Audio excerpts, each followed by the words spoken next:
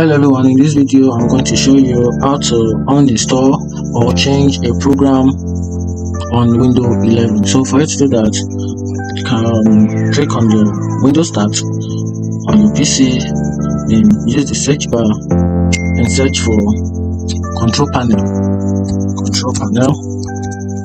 Okay, this is it, control panel, then you click on it.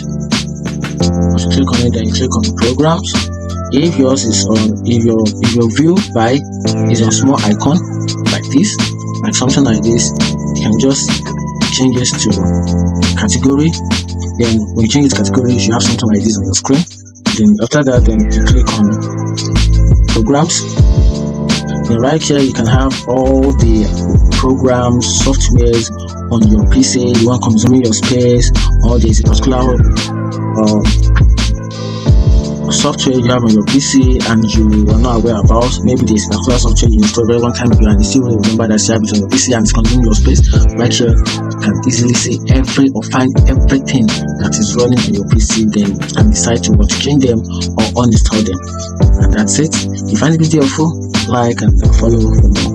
Thank you.